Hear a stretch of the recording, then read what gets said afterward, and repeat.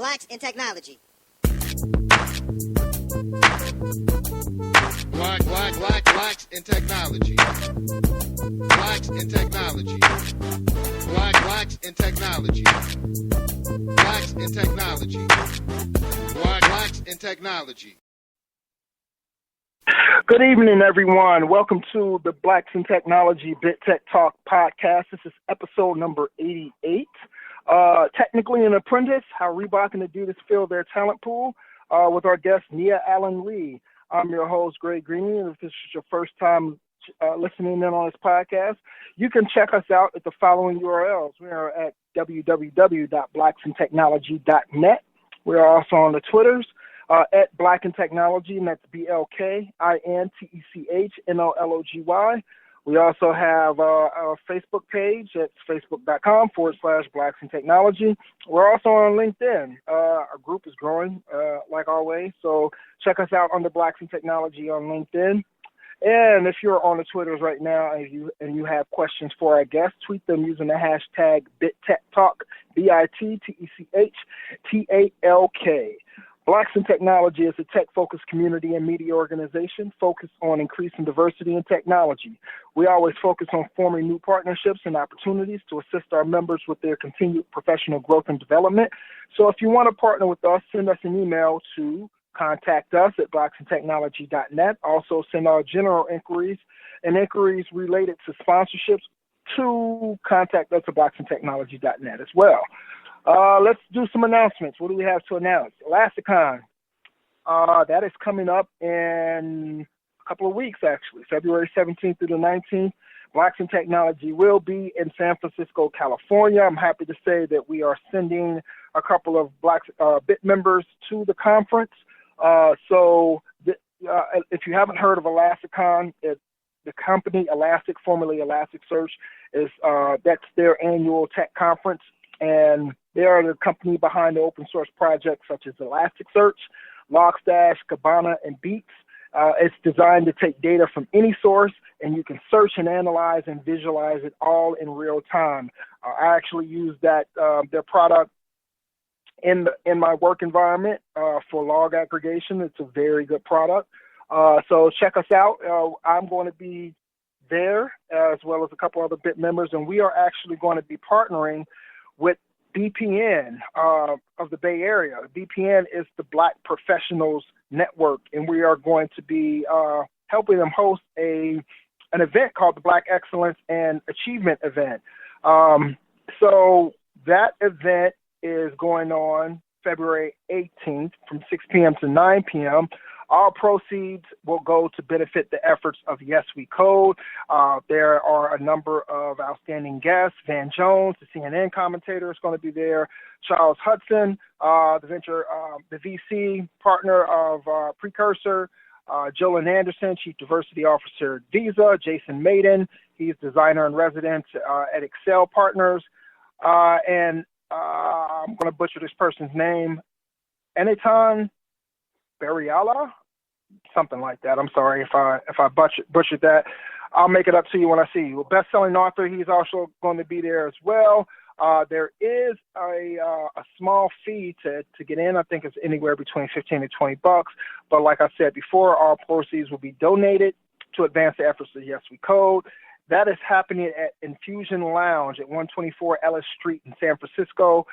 Like I said before, Blacks in Technology is partnering with BPN for this event, and Elasticsearch, the company that is behind Elasticon, is actually going to be helping to sponsor this event. So kudos to Elastic for doing that, and because of that, Blacks in Technology will be able to send between 25 to 30 people to this event. We'll be able to sponsor tickets for that. So we'll have that up on the website fairly soon. I think by tomorrow. You'll see the announcement go out, and there will be a Google form for anyone who is interested in receiving a sponsored ticket to fill out if they want to attend. So it's first come, first serve. I think there's going to be between 25 and 30 tickets available. Right now, from what I understand from one of the organizers, tickets are already, selling pretty well. So if you're interested in going, please fill out the form. It's a short form, and then we'll make sure that you get your ticket. And that's happening again February 18th, 6 p.m. to 9 p.m. That's Pacific time too, not Standard Eastern time like we're on. What else? Closure Self Conference that's happening in May 20th and 21st in Detroit. Closure West Conference is happening in Seattle in April. We'll announce more information about those two events in upcoming podcasts. We do have tickets, some sponsored tickets to give away for each one of those.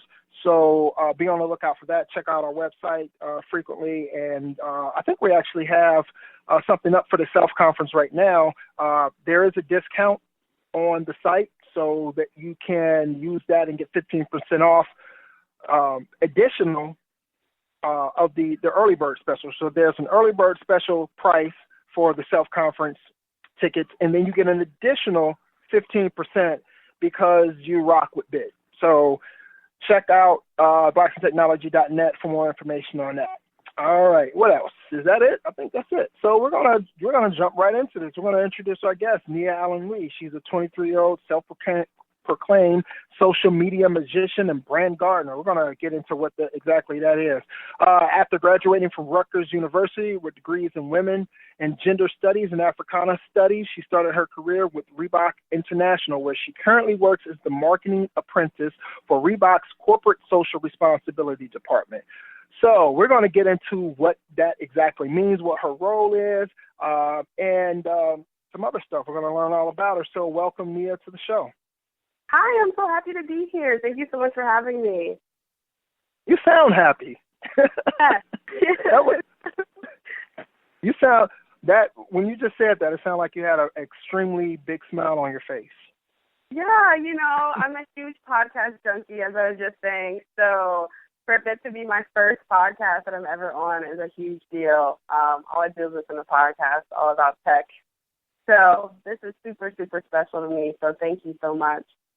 Oh, you're welcome. Yeah, we were talking right before we started broadcasting about a couple of podcasts that I need to check out. Apparently TechCrunch has a really good podcast. And what were the other ones you were talking about? Gimlet Media, their whole catalog of podcasts are just amazing. Radiolab is amazing. Planet Money is also amazing. Honestly, just anything NPR does is pretty much brilliant. So check those out. They're really great. If you're stuck in traffic, it's great to listen to. If you're on a packed train, you can just go somewhere else and just pop on a podcast, and they're great. So Right. Excellent. So our traditional first question, who are you, where are you from, and give us a little bit about your educational background, and tell us about that. Cool. So I'm Nia. I was born in Boston, and I moved to New Jersey, where I grew up, and now I'm actually back in Boston, interestingly enough. So I went to Rutgers University, where I studied women's gender studies and Africana studies, and while I was there, it was really interesting because I remember my parents kind of saying, okay, women and gender studies and Africana studies, that's cute, but what are you going to do with that and how are you going to make money? And I think I'm definitely a success story about following your passions and just really diving deep into whatever you're truly interested in and just knowing that it will work out. While I was at Rutgers, I really got interested in ethics and the internet. I read a lot of Paul Virilio, who's super, super interesting. He was one of the first people to talk about speed and technology, and how he wrote one of his best pieces around the 1970s, and things were just kind of popping off with the internet. So I got really, really deep into him. I'm also an artist, and I concentrated in experimental film. So I did a lot with glitch art and video editing, so that kind of introduced me to the world of coding. And I took a few computer science classes there too. And then I also was a part of this super, super great organization called the Women in Leadership Institute. And while I was there, I was given the opportunity to create a campaign around women's influence on gun buying and straw purchasing around the country. And I did a campaign for Operation Lipstick in the digital space that was super successful, and they still use it today, actually. So that's great. And I think that experience kind of showed me just how powerful the digital space can be in pushing a cause forward, and, you know, using the internet for good, especially when so much of it is being used for things that are not so good. So, right, yeah, right. I think that's pretty much me in a nutshell. Yeah. Well, so, and you say you're 23? Well, I just had a birthday. So I just turned 24, so I'm officially anxious. You've done quite a bit of stuff for only being 20. I don't know what I was doing at 25. I don't think I was doing much of. I know I wasn't doing that for sure. So kudos to you. So what is? Explain to me what glitch art is. What is that? I've never heard of that. Glitch art is super cool. So you can basically take any image file and then just go into the actual code and then just start moving things around and playing with things and then spitting out the image as a JPEG and then just seeing what happens. And the more that you do that, the more, like, the better that you get at, you know, getting the result that you want. You can use really kind of cool pixelated abstract pieces that are kind of awesome. You should definitely look into it. It's a really cool emerging new trend in art, especially modern art. A lot of brands are actually using glitch art styles in their designs now too, which is really cool. And it's like interesting. A few weeks ago, I was in Times Square, and one of the billboards was glitching, and I was like, "Oh, this is so cool! Like, it's awesome." You know, because there is so much beauty in mistakes. You know, I think they're gorgeous, and they speak to the human condition. No matter how far we get in tech, there will always be glitches, and we should celebrate those just as much as we celebrate the perfect codes too. So, yeah. Interesting. I definitely have to check it out. Because I've never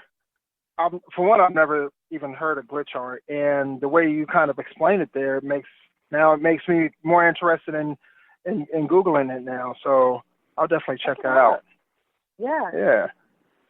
So were people, when you were like, "Hey, that's glitch art," were people like, "What are you talking about? What is glitch art?"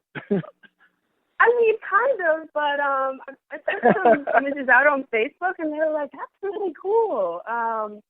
That's really awesome." And I think when you kind of give a little description about what's going on, it makes makes a little more sense. So cool. Yeah.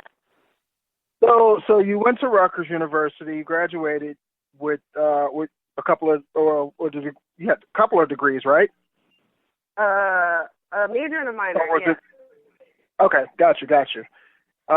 And people were wondering, like, hey, what the heck are you going to do with these degrees? And you landed a job at Reebok. How did that happen? Well, I had a very unconventional college experience. I hustled my butt off in college. I was very much a nerd, always in the computer lab, always with an internship, always with a job. And I did a lot of interning in college. I worked for the Wendy Williams Show, BET and Viacom. I worked for music festivals like Afropunk and Atlantic Records. I just really dove deep into that world of branding. And while I was with BET, I was actually in their creative services department. So that encompassed a lot of coding. Well, I wasn't coding as much as, the real guys, but a lot of video editing, strategy, social media. And this is when I was, 19 years old. So working with a company like that was super, super awesome. But yeah, and when I graduated, this is going to sound funny, but I think it's important that I really talk about how I got here, because when I graduated, my plan was to open up a bakery that tied baked goods to social issues, right? So that was my passion. I was all gung-ho about it. I had a partner, but my partner kind of fell through, and when I moved to Boston, I really realized that the market was just like super saturated with baked goods, and I didn't want to be on my feet all day. So I was like, okay, this is not for me. So then I found a job at a community center working with kids who were interested in environmental justice issues and transforming the community of Dorchester. And I'm sorry, my story is just all over the place. And now that I'm saying it, it just sounds kind of ridiculous.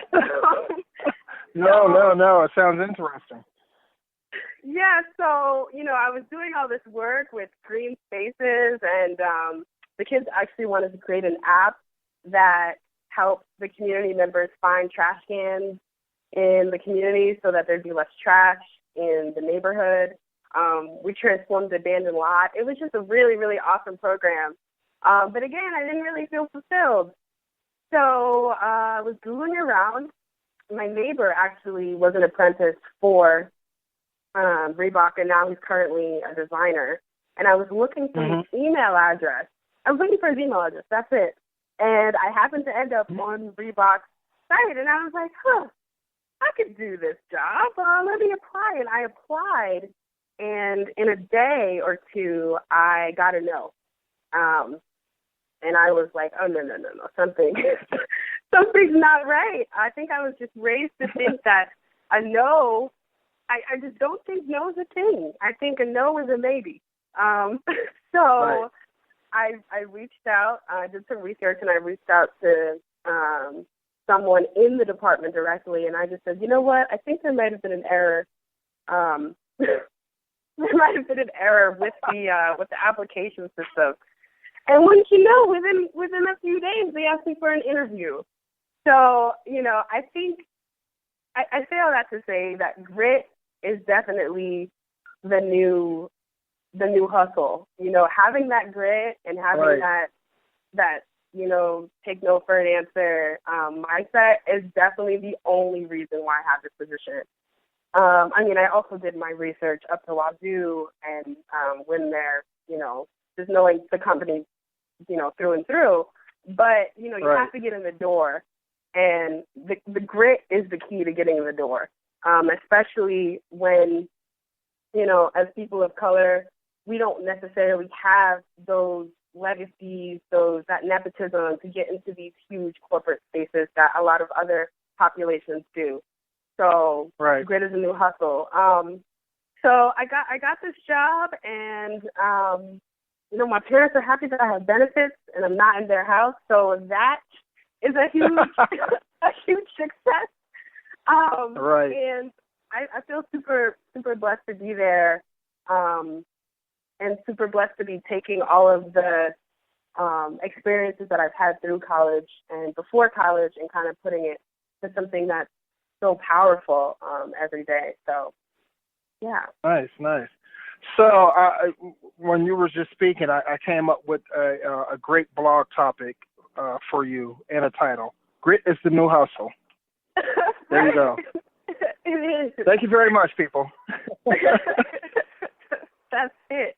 I look back at some of the things that I did when I was younger, and I was just like, oh, goodness, what was I thinking? So, for example, one time I was at BT, and one of my really good friends was determined to become the new host of that show, 106 in Park. You remember that show? Yeah, definitely. Park? Right. I'm a huge hip-hop fan, so I know all about it. Perfect, right. So they were having like this whole Star Search competition, and, we went out in New York and we shot this video. And I was like, girl, I'm going to get you on this show if it's the last thing I do. So the executives were actually having a meeting as we were leaving. And I walked into the room and said, hey, you all are going to be missing out unless you check out this video of my friend, blah, blah, blah, blah. So needless to say, I walked into this meeting of BT executives, showed them this video. made them watch it and give me feedback, and then walked out. And I, looking back at that, I'm like, what was I thinking? But I think that's just, you know, a testament to the fact that I'm just very much a do it and pray that it's okay and ask questions, you know, ask for forgiveness later type of person. So right. Definitely grit is a new hustle. So yeah. That's pretty cool. Yeah, you should. You should do a series of blogs about that. I think people would eat that up. You think so? About Nia's shenanigans and almost getting fired so many times. Yep. I think people would love to read something like that. That's very interesting. So, I mean, you know, some people don't. It takes a lot of confidence to. And some craziness, but it takes to go in there and present and put yourself out there like that. And some people won't. They, you know, they'll hold back, and which holds themselves back sometimes. But I mean, right. Yeah, if you frame it in a way that's kind of like I guess kind of like a tutorial, like, you know, what these are the steps that you can do in order to, you know, yeah, I think that will work. Huh. Yeah, because I do have quite a few stories. That's a good idea. Right, right. Put it on paper, or put it, you know, not paper, but in a blog, post it on the internet, and it'll catch fire. Yeah. Huh. That's a good idea. Or you know, all right, and then force people to to read it. To read it. Use that grit. Use that grit. That's a good idea. So you're part of an apprentice program at Reebok. Tell us a little bit more about their program. Like, how do you apply? What was the criteria? And you know, about that whole thing. Okay, so there are about 100 apprentices right now at Reebok. They all are in different departments, and they're grouped by whether they are in the whether they're design apprentices or anything else. So marketing, finance. And the application comes out every July, I believe. And they pick people from all over the world. So there are some apprentices who are from New Zealand, from London, from Mexico.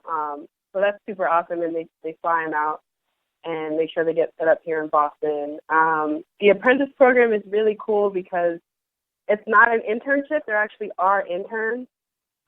Apprentices are treated very much like employees. Sometimes I look at the things that I have to do and I go, what? Like, how am I allowed to do this? But I think that's what makes the program so special, is that you really are an employee, and the chances that you will be hired as a full-time employee after the apprenticeship program is over are extremely high, like in the 90th percentile, I think. And even if you don't get hired in that department, HR will help you find another job in the entire company. So Adidas and Reebok and all the little companies that are under Adidas Group. So that's super awesome. The program is really, really tough. I'm always working, even when I'm not, especially as someone who works in social media. I'm always on my phone, just consuming media and just working, which is really awesome because I feel like I get to kind of sharpen my craft at all times. And no matter where I go after this, I think that I'll be okay after this. Right. So how big is Reebok? Reebok is huge. We have offices in all over. So I think there's maybe 1,000 people at headquarters right now. Rockport used to share the building too, but New Balance just bought them. And we also share the building with SLD and Mitchell and Ness, which is kind of cool. Reebok as a company, though, I'm not just saying this because I work there, is awesome. The corporate culture is amazing. at any given time, you can just find yourself working out with the CEO. Everyone just works out at lunch. There's a CrossFit box basically next to the building. There are basketball courts. They really are a fit company, and they believe in that, and everyone takes advantage of it. So that's super special. I've never been to worked at a company where it was okay to block off an hour and some change to work out, and everyone just kind of understands that. So that's super, super special. I was thinking one more thing. I have a cousin that works at Ford, right? And they have a culture there that you better not pull up in like a Toyota. Right. So, working at Reebok, are you allowed to wear Nikes? What? No way! Oh my goodness! Okay. That is like a swear word. Like we don't even say Nike. We'll say the swoosh. No, and I think about it a lot because my entire wardrobe now is Reebok. Everything. Oh, wow. I just think like, if let's just say, it's scoot to another company. I'm not saying that I will, because I love Reebok, but I'll literally have to just get rid of everything that I own pretty much now. But it was explained to me that the reason why they do that is because, like, let's say they have investors coming in, or I don't know, just guests coming in. Like, what kind of company are we if the employees don't even wear the brand? Right, like, believe in the brand. Right. Right, yeah. We're walking marketing tools just as much as a billboard or, an advertisement. But yeah, everything down to like the sports bras and the socks. I had one of my friends just yesterday get called out for wearing a Nike sports bra. So. Oh, boy. Yeah, it's really serious. It's really, really serious. People will glare at you and maybe even say something. And if you're wearing a competitor's brand, you won't be able to use the athletic facilities. Oh, wow. Yeah, it's pretty serious. It's pretty serious in Reebok town. Right. But it makes sense. It makes sense. Because you might be, walking with someone who designed the very pants that you're wearing, like, just, yeah. Definitely. So let me ask you, what does it mean to be a social media magician and brand gardener? I've heard of, well, actually haven't heard of social media magician or brand gardener. So tell us what those mean to you. I just feel like the transformation of ones and zeros into what we have now, that's magic to me. Like, that's supernatural. And the fact that I work in social media, which is like a product of those ones and zeros, and is able to get the reach that it does and actually transform lives, like, in a way that's so different than, posting your breakfast. Not saying that that's important. Not that that's not important, but just like my job and the reach and the magic is truly supernatural. So that's kind of why I call myself that.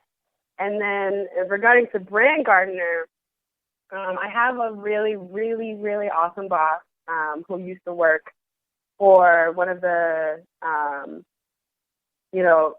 the best advertising agencies in the world.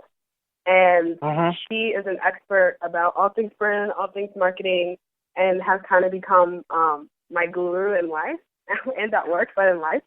And, just working under her has shown me just how much care and tenacity it takes to manage a brand.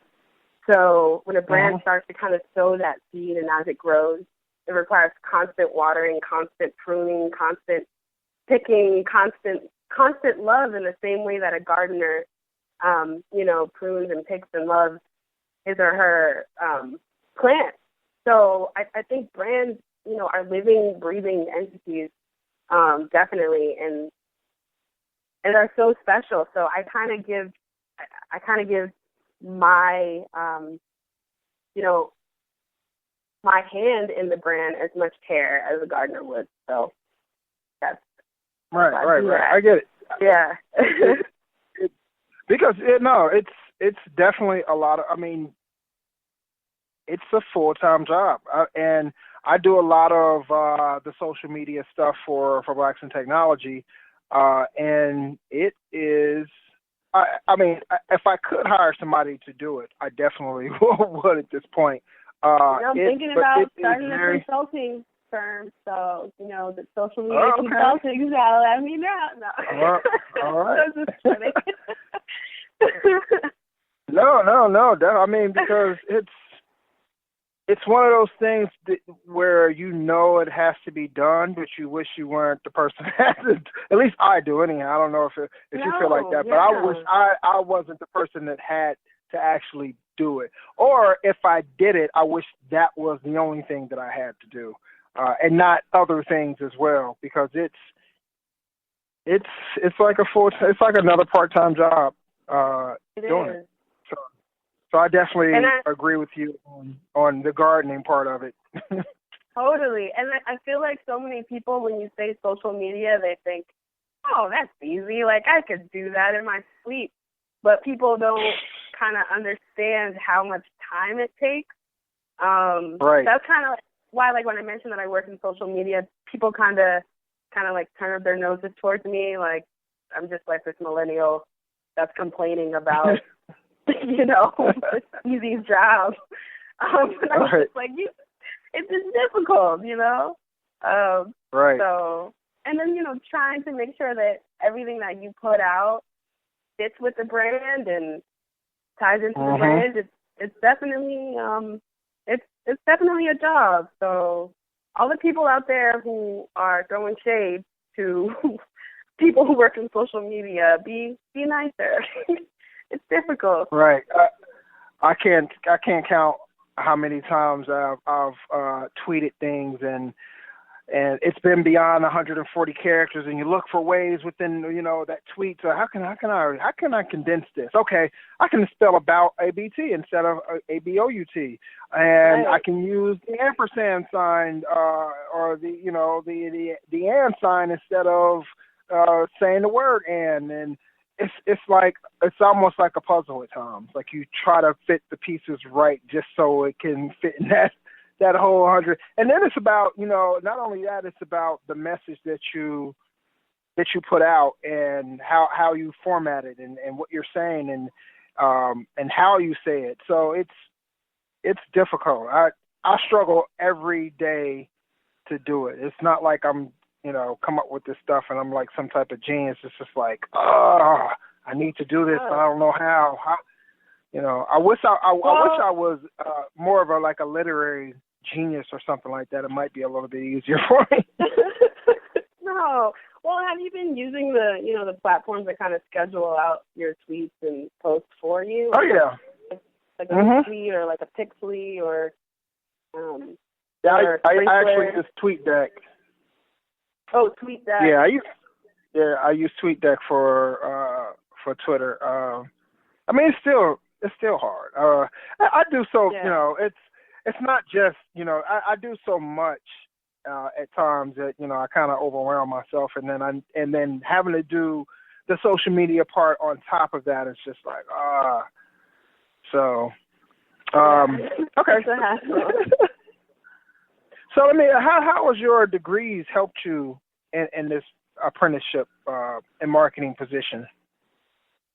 I think about that. No, they totally have. I think that my degrees in women and gender studies and Africana studies definitely make me more sensitive to the strides that we've made, in race, gender, and sexuality. Right. And I think that it's our duty to make sure that as technology advances, that we remain diligent and kind of thinking about creative ways to include and be responsible and responsive to the complex identities that, make up our experience. So I think that without those degrees, I wouldn't be as aware as I am right now, and I don't think I would be as effective. It's just not possible all the time to send out all of your content to the PR agency to make sure that it's okay and make sure that it's not offensive and things like that. So it's so important that we have that knowledge, So it comes in handy every day. Yeah. Gotcha. Excellent. So, and Reebok, from just from the bio that you sent me and I was reading, it seemed to utilize all, or at least a majority of the social media platforms, Facebook, Instagram, Twitter. So what type of guidelines do they set or do they put in place to ensure the correct usage of these platforms, and how does that continue to evolve? Well, I work mostly with Reebok's primary corporate social responsibility initiative, which is called BOK, which stands for Build Our Kids' Success. It's an amazing program that they fund almost completely. So, but I also work with Reebok's direct social team as well. So, So with Reebok's official site, the apprentices go through this couple month long process before they can even send out a tweet without it being approved by a higher up. Just because everything that goes out is so important. They also use this really cool program called Sprinkler, where you can kind of like assign different people tweets and schedule those tweets and get them out. So that's how they do that. Now, me on the other hand, since my audience is a little smaller than Reebok, it's pretty much up to me, and the guidelines that are put out are set by, the head of my department and my direct supervisor. So when it comes to something like a Periscope, which I do manage, being that the BOK program is mainly geared towards children, we don't use Periscope as much just because people can say whatever they want all over the world to these poor kids who are just trying to stay active and get active. So, there are guidelines that we put in place for things like that. Periscope's a really great live streaming platform, but you can't filter what comes in and out. Just in general, I just have to make sure to always do my research and try to make sure that this kind of offshoot of Reebok stays directly tied to the brand, which is a whole job in itself because Reebok's brand is constantly evolving and constantly growing and constantly reshaping. So I think those are definitely the guidelines. And when it all boils down, it kind of up to me to because if I send out a tweet that's off, then it's my rear. Right. So. We've definitely seen instances of our situations where that's happened with, not with Reebok, but with other companies or other celebrities. People kind of go off the handle sometimes. Who's done it recently? Kanye? Yeah. Kanye West. Good for that. Oh, poor Kanye. See, Kanye can hire me. Do you know Kanye personally? Can we give him a call? I know people that know Kanye. Oh, yeah. Yeah. No, but that kind of goes back to your earlier question about my degrees. Because if Kanye West had degrees in women and gender studies and Africana studies, he was a hardcore feminist and it was all about, helping people and understanding people's lived experiences, I'm pretty sure he wouldn't have made those mistakes. So, this is being a world citizen, just having that knowledge is so important. Totally. Right. But you don't know the answer, Sway. Right? That's what you would say. You don't know the answer, Sway. We have a Slack channel for Blacks in Technology, and we're like, well, where are we at right now? I think we're like close to 320 people on our Slack channel, which is awesome. 318. But somebody posted that video in the Slack channel yesterday, and it's like it's still and here's how this is how fate works. So somebody posted that, and then I typed the reply. I was like, that video is just as funny as Allen Iverson's practice video. and here I'm talking to somebody who works at the company that Allen Iverson. He endorsed what? Adidas or Reebok? It was Reebok, right? Reebok, yeah. Yeah, he actually just re-released his shoe. So. Oh, really? Yeah, you can buy them online. I like the first ones, the very first ones. Yeah. They're pretty similar to the new ones. Yeah. Okay. Practice. Not a game. not the game. Not the game that I play and I love and I die for. That's funny. That's funny. So let me ask you this. So you're in marketing and it involves tech. So how has tech changed the marketing space? Or how do you view tech as being like this integral part of marketing now?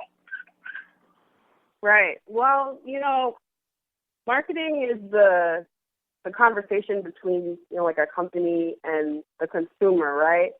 So I think if companies don't talk to the consumer in the way that consumers are talking to each other, then we wouldn't, then the marketing strategy just wouldn't work. Right. In that way, I think marketing is always on the cutting edge of any and all tech advances and digital trends, just because that's what impacts and influences the population. With that being said, I think marketing kind of grows right along with tech. I think it's a couple steps behind, definitely. But, every day,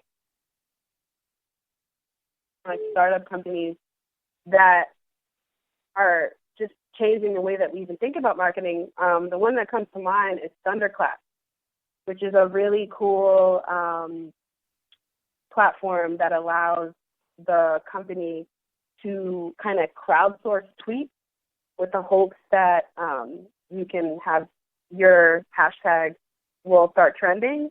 So it's easy, like somebody could just sign up, give the platform access to their Twitter, and then at the same time, like let's say at 10 o'clock, the tweet will just go out automatically on their Twitter. So if you get 1 million people to do that, your brand can reach a whole new audience. Oh wow! Just from that one platform. So every day there's so many cool new little things that can do that. Oh, another company that I actually work with, they're super cool. It's called QuickFrame. It's a similar kind of crowdsourcing video platform. It's super easy. You kind of embed the code into your website, and people can just submit videos based on whatever competition that you have, and then the population can vote on what video that they like the most.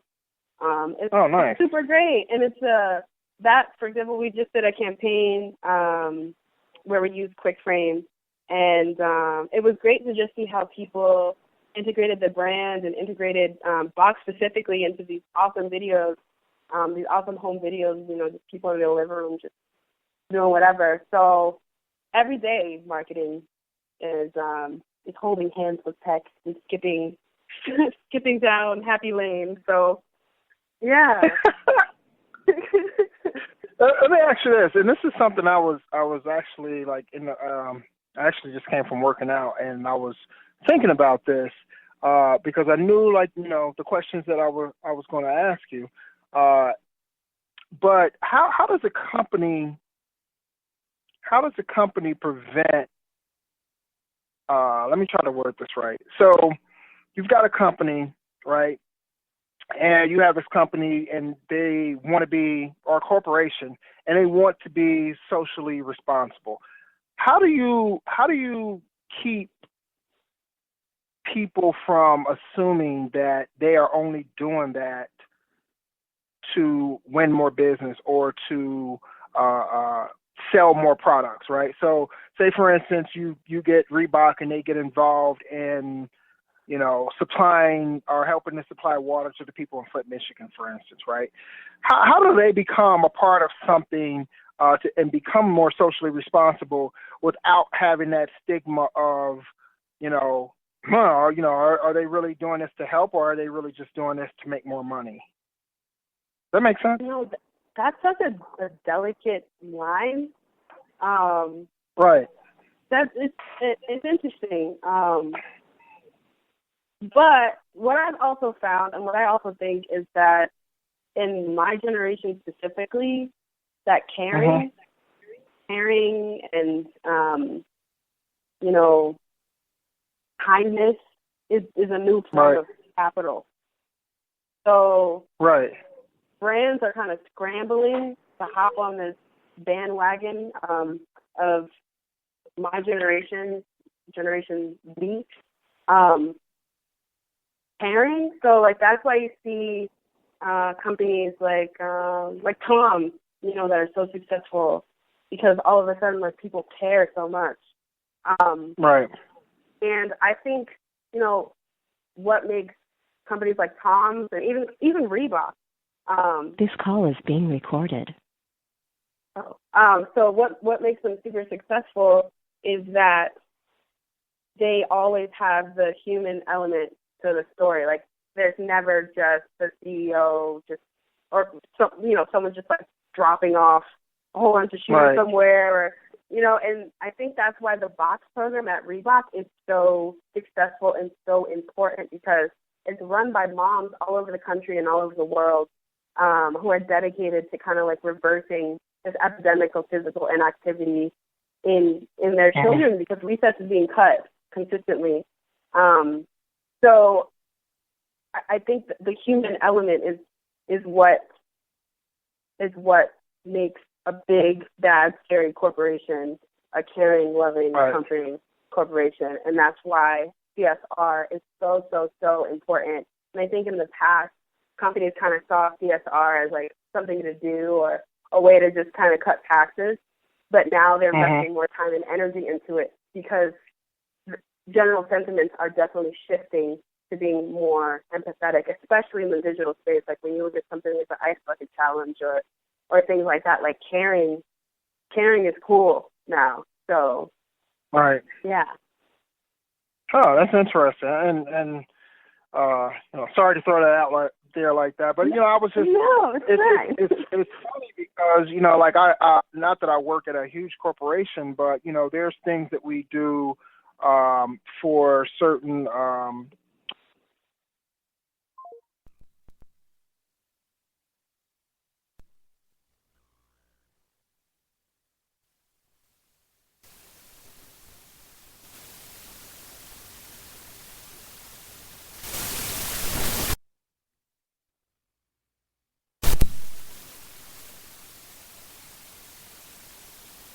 This free conference.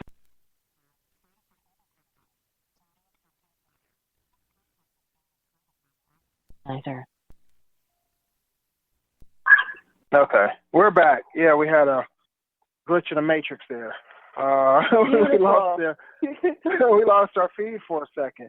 But as I was saying, you know, we work with some local companies. One of them is an orphanage called Pro Kids. But I was just always wondering, you know, it's different. It's a little bit different when you're doing it on a local scale. You know, we're a local company, so we do it with the local, another local organization, nonprofit organization. But, you know, big corporations like Reebok always, everybody is always thinking about that they're out for greed and money, especially here in in America. That's the biggest thing is these corporations like Walmart. They only want money, and so I was just wondering like how they. I mean, you answered the question, but that's where that came from. Me just wondering in my mind kind of how they walk that line between being viewed as this big bad corporation and being viewed as the socially responsible corporation that is doing things really just for the good of people, and it's not to be not for additional sales or not to get people to buy their product and things like that. So interesting. Right. Yeah. No, that was a great question.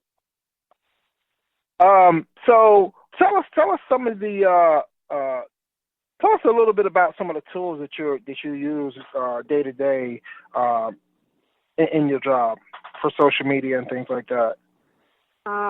Well, I use Sprinkler, which is cool. And Sprinkler does what? Sprinkler is like a super fancy Hootsuite. It's also the only platform that allows you to edit a tweet that you've already tweeted, which is like magic. That's amazing. Yeah, right? Yeah, I need that in my life. Yeah, so Sprinkler I use a lot. Twitter, Instagram, Facebook, of course. Periscope, just to follow some of our partners and maybe putting things out.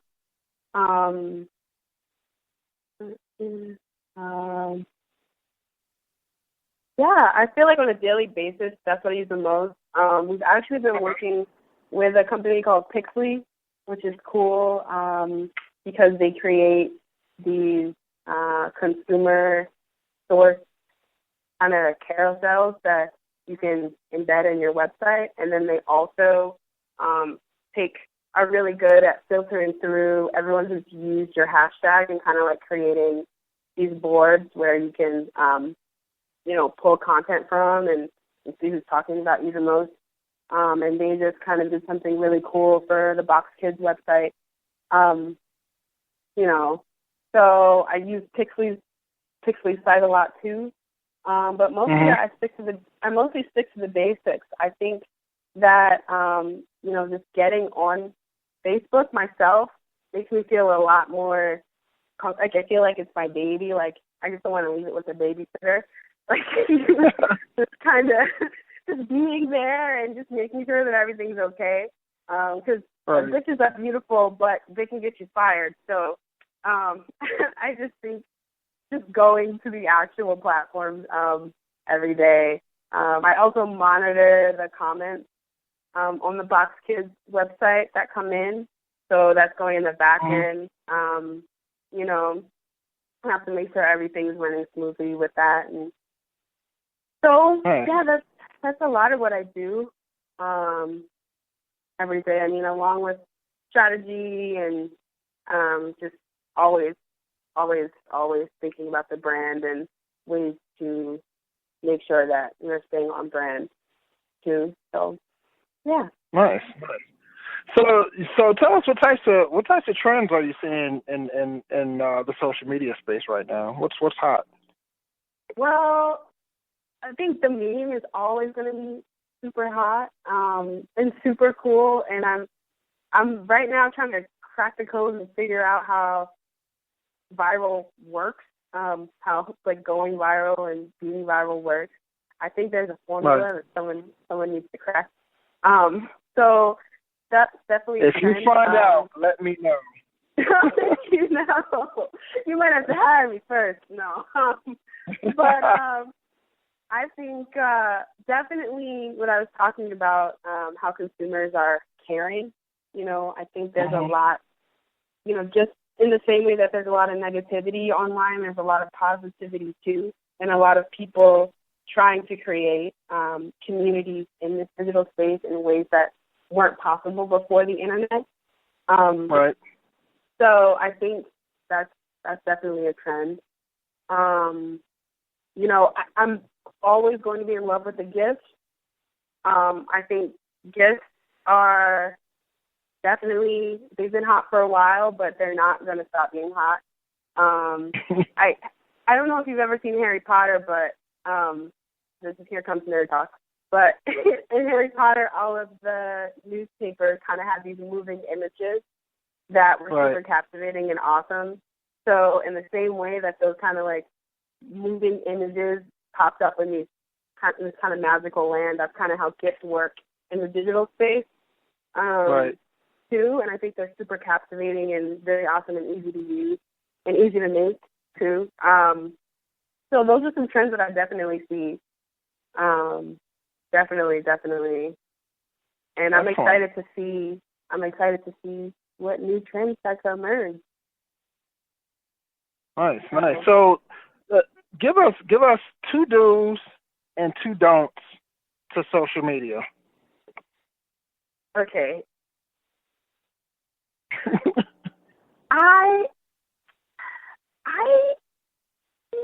To-dos. What's that? To don'ts. I always think about, when I post something for my personal Instagram or like my personal Facebook, I always think, like, why am I posting this? Like, will this add value to someone's life? Or am I seeking approval? Or do I need a hug? Do I need to pet a cat? Like, why am I posting this? I think if we just gave a little more energy to our digital persona and our online identity, that we could do a lot more with social media. So before, you post that picture of your lunch that may look like dog food, maybe we can just think about, is this adding value to my audience's life? Because they may be your friends or family, but they're also your audience. And you're a curator, and you're constantly curating that space. So that's what I would say. That's definitely what I say. A don't would be, please don't add anyone to play Farmville or Candy Crush on Facebook. You will get blocked. Another don't is, I'm not. I just think being nasty on the internet and being a troll on the internet is just totally not worth it. I think a lot of people like internet bullies just because it's comfortable, and internet gangsters just because it's comfortable. And I just think that it's such a disservice to all of the advancements that we've made. Yeah, but do share your life. Do be happy. Do, be your most authentic self. I think that, I think what you touched on as far as be happy is something that everybody should take heed to, because, and I'll tell you why, I'll be on Facebook and I'll see, for instance, and I understand, some people like to wear their heart on their sleeves and they pour out their emotions on Facebook and things like that. But there's just certain things I don't want to see in my timeline. I don't want to see a picture of somebody laying in a casket on my timeline, even if you are, a friend or family or what's. It's just eerie to me. It's like, why would you post that? And I know people, are kind of reaching out and they really want, but to me, that's overboard. And I completely agree with you. And I think a lot about that, too. And I just think about how we're normalizing, like, violence and death and all of these terrible things. And also how so many of us are sensitive to these triggers and not able to filter them out of our lives because they're just habitually circulated, Triggers are real. That could be a really triggering photo for you. And that's totally real. It's kind of like we have a fascination with this kind of like violence and gore, but how is that changing the way like we view human life? Is it becoming something normal? So definitely a lot of ethical questions to think about there. Yeah.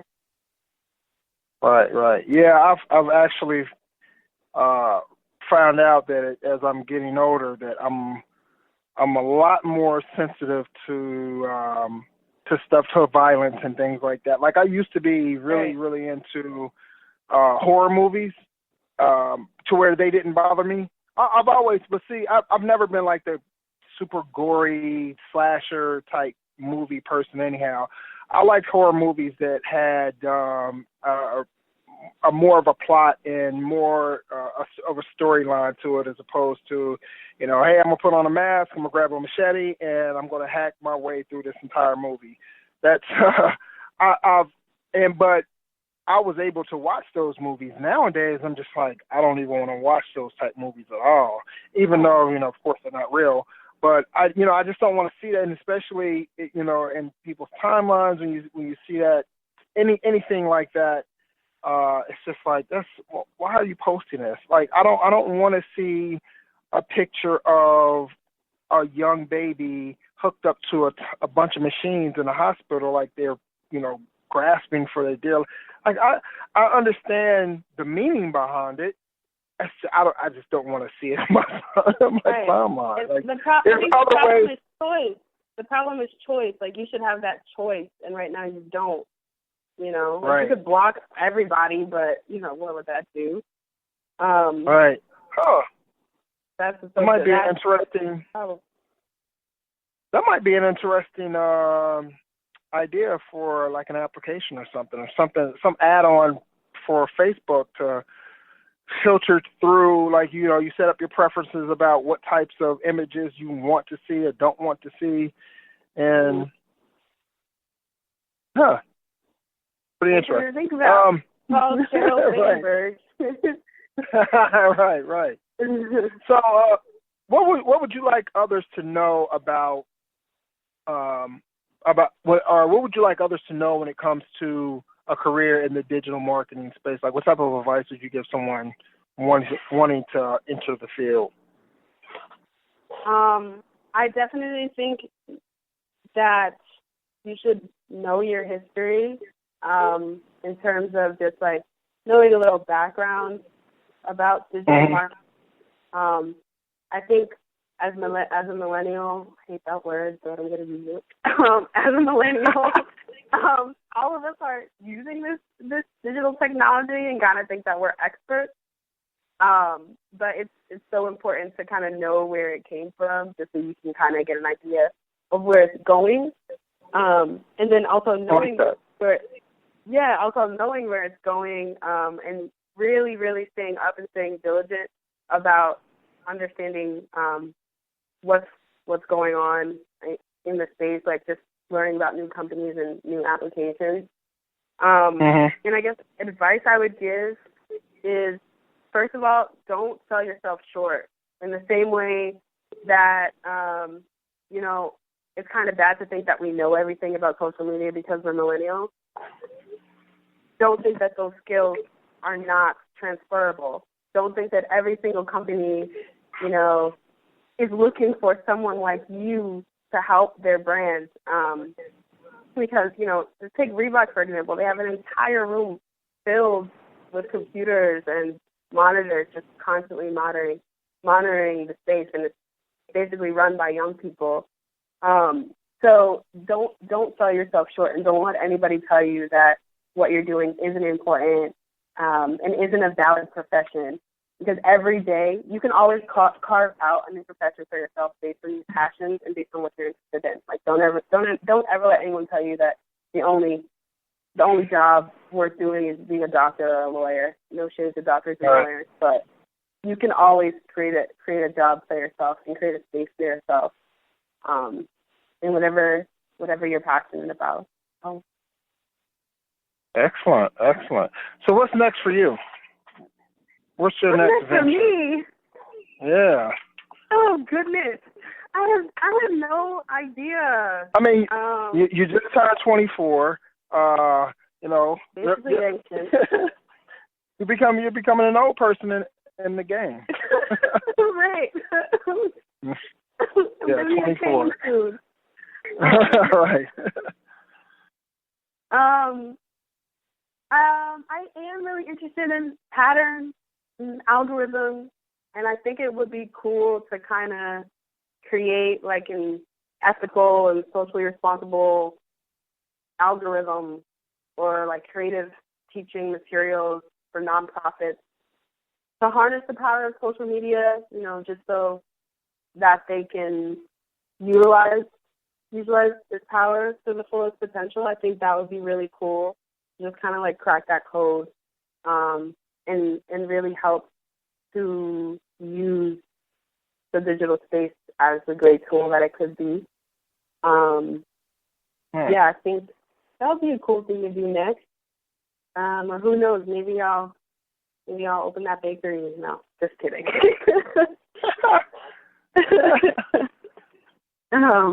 So we'll see. I have a lot of interest, so we will see. Well, you definitely sound like a very ambitious person. I mean, you need to trademark the phrase "grit and hustle." By the way, grit. Before I do it. Right.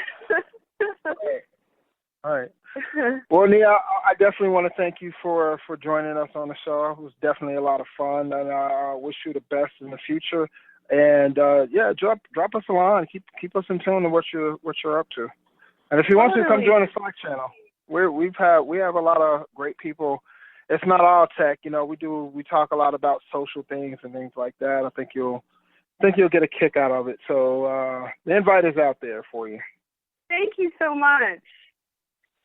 I really, really appreciate it. I had a lot of fun. Hopefully I didn't yap your ear off. No, not at all. I'm usually the one that's yapping people's ear off, so you're fine. Okay. Thank you so much. All right. Take care. Keep in touch. Will do.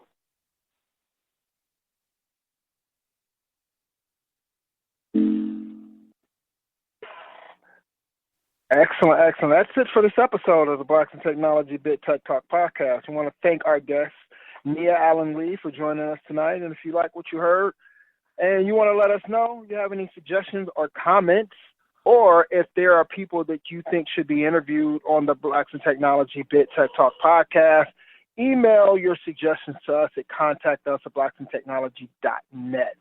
Our next podcast is not going to be in 2 weeks. I think it's 3 weeks from now, February 25th. We are going to have Natasha, and I'm going to totally butcher her name, Natasha Malehalo. I think that's how you pronounce it, sort of. She is one of the co-founders and lead hackers at Wiser.